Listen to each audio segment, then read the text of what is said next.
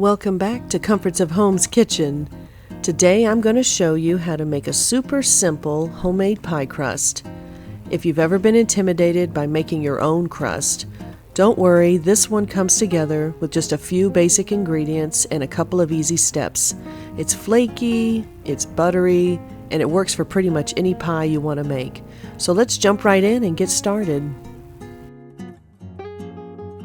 We're going to start with 1 1/4 cups of flour.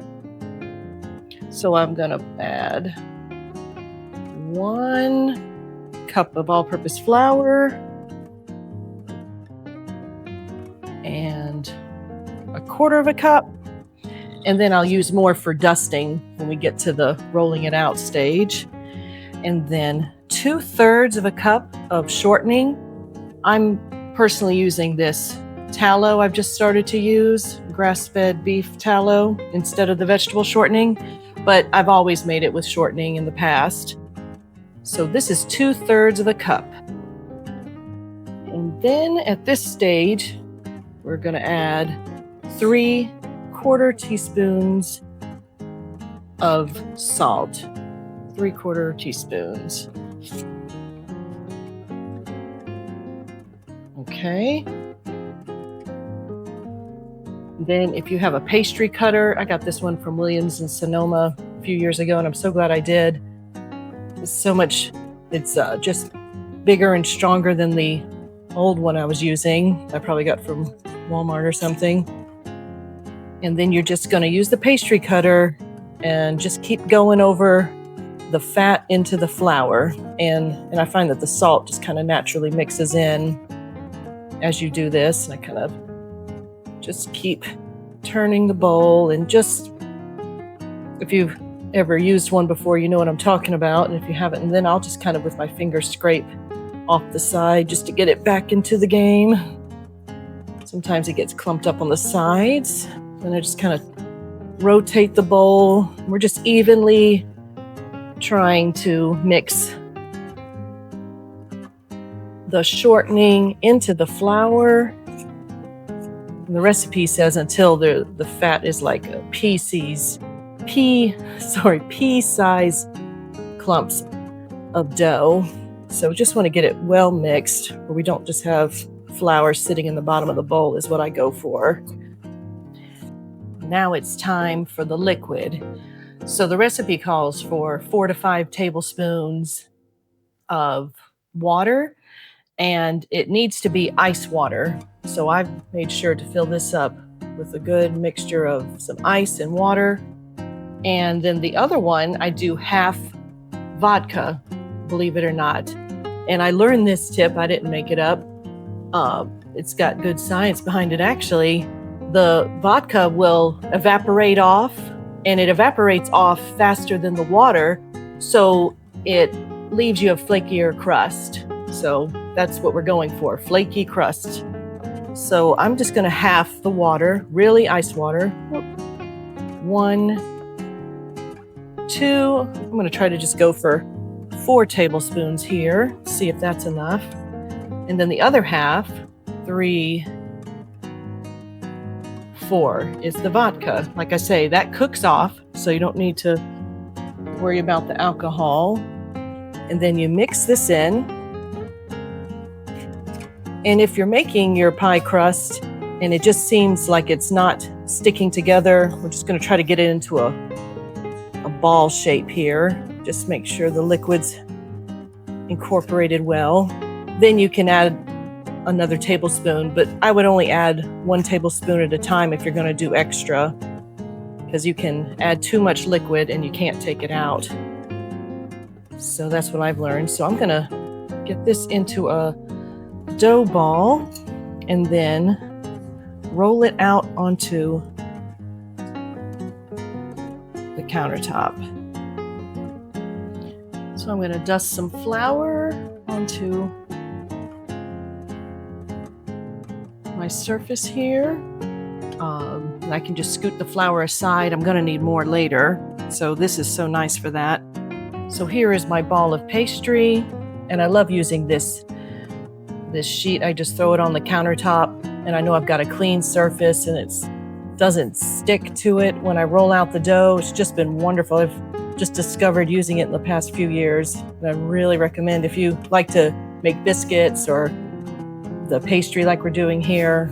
This just really makes a difference, makes life so much easier. So I'm just trying not to overhandle it. I just want it to get into a nice enough dough ball so that when I roll it out, it doesn't have a lot of cracks in it. And then maybe a little bit of flour on top, just a little bit. And I've got some extra over here to the side. So let's go ahead and try to roll it out. And like I say, I'm by no means a pastry chef. This is my very much homemade way that I do it, and it seems to work for me. Just a combination of tips I've learned from watching my mom make her own pie crust to reading other recipes over the years. So I just roll it out. This is going to go into a 9.5-inch pie pan. So I just roll it out to about an 1/8-inch thickness till it's as thin as I can go with while it's holding together. And when the edges crack, I just kind of pull them in and roll back over.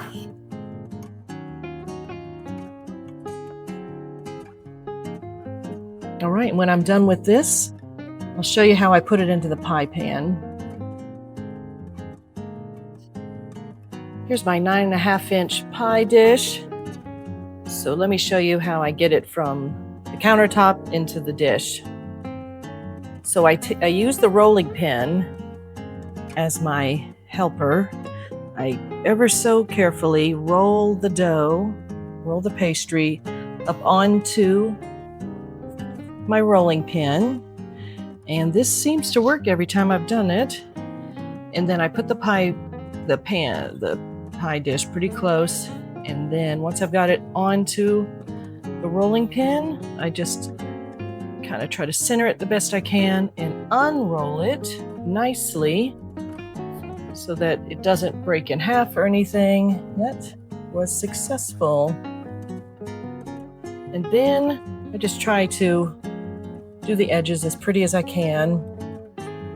I typically like to crinkle them in, so I just scooch it down, fit it like this into place.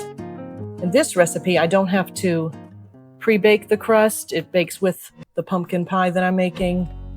So we'll just get it ready for that. And I take the dough on the edges and I curl it under. And this isn't going to be perfect, but just to give you an idea. And I just, on the excess, I just fold in, if you can see that. Like I say, this is my very homemade method. And you want more dough around the edges because that's what tends to get cooked the hardest. So the more dough bulk that you can have on the edge is good. You want that. You don't want it super thin around the edges because then it'll tend to burn. Because that cooks faster than the middle of your pie. So as we make sure it's all tucked in, then I'll just go around the edge and crinkle in.